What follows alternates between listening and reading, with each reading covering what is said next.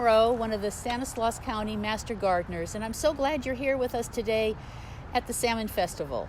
It was such a fun day last year, beautiful day, and unfortunately we can't be at the same place. But until next year, when hopefully we'll be back together, let's do something kind of fun in honor of Salmon Festival. Okay, Thanksgiving's only a couple weeks away, so I thought that maybe we could do a Thanksgiving craft that you can use for your family or give as a gift to a family member or a neighbor or a friend. So what we're going to do today is we're going to make a living planter. So all you need is a pumpkin, any kind of pumpkin you want. Like this little guy would be adorable. This one's adorable. They're all beautiful. And you're going to cut off the top. It doesn't have to be fancy. Now there are two ways to do this. Easiest way for me is I take the pumpkin, I take my container, which used to be right here. I've put it away, thank you. Okay, put it over, trace around it with a Sharpie, and that's how you cut it, and then of course clean it out. The other way is if you're not going to put a container in there, just cut it off, scoop it out. So I've already got this one ready to go. There are a few little things that you're going to need, not a whole lot, and so it's a really inexpensive craft. Maybe a spoon. Don't forget your clippers. A bamboo stick is really handy for when you get around to planting. And this is left over from my Halloween extravaganza. Little carver and a little scooper. Great. Now, if you're doing an heirloom or like a pie pumpkin that has a thicker wall, this little knife may not work. You have to maybe get the big butcher knife out. And remember, if you're working with young crafters, please make certain that you're handling the knife, and if you're using a glue gun or anything else that's dangerous, we don't want anyone hurt. So, okay, let's begin. Top, you won't need anymore. This is the container that I'm going to slip in there. So I'm going to put some soil in that. And it's not just any kind of soil. Don't go in the backyard, please, and don't use potting soil. There's a special soil, and it'll say cactus, maybe say succulent. This one says cactus, palm, and citrus. You can get them at the big box stores. You can get them at just about anywhere. It's not real expensive, so this isn't an expensive craft. And it's a type of thing where you may use this, or if you don't, use the soil more, split it with a friend or a neighbor. Maybe they'll want to do the craft too. So I'm going to fill up my container, and you can see it's a real light, fluffy soil because you want the water to go through quickly. Succulents don't like their little roots in water.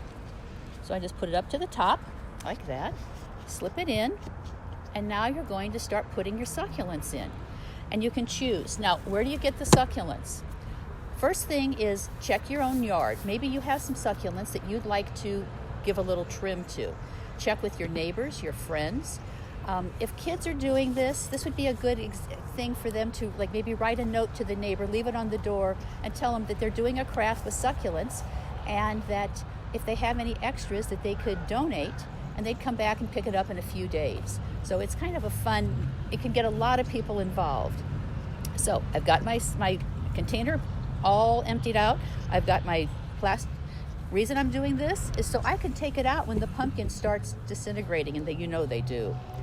And then you start selecting what you want. And this is stuff I picked up in my yard. Some of the stuff I bought, some of it was donated by others. And remember, when you're doing any type of arrangements, there's a little kind of a verse they say. There's the thriller, there's the spiller, and there's the fillers. So we're going to start with a big one, just in the middle. Remember, anything you do is right. I'm not doing it right. You may not like what I come up with, but yours is going to be unique, and it's going to be beautiful. Guaranteed. So you just arrange them. I may want a few things kind of, look, this is where your clippers come in. Clip a little piece the size that you like. Take off some of the leaves. Succulents are very forgiving.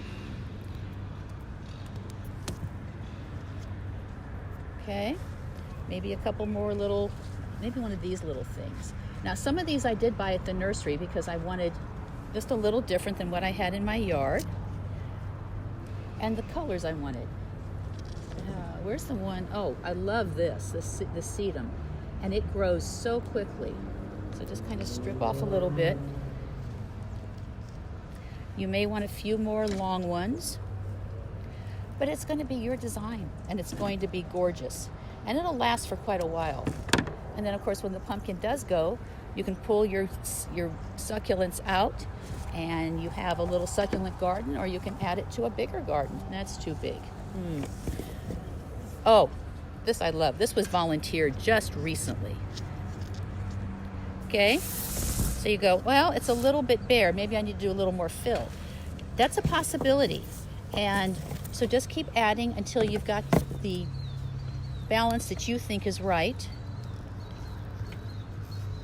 Now you can leave it like this. I always like to add a bow or so. Just simple little bow. If you're so inclined, maybe you want to get some artificial leaves, you can maybe glue those on. It would be perfect. And there you've got a very simple, easy to do Thanksgiving centerpiece. Now, I did this one yesterday because I wanted to try the white pumpkins, and I just love how it looks. The green with the white is just perfect. And again, because I like bows, I'm just going to add a small bow to this, and this will be a perfect gift for someone that you care about. So again, thank you so much for joining us. Next year, let's meet at Knight's Ferry, if at all possible, and have a really good Thanksgiving. Bye-bye.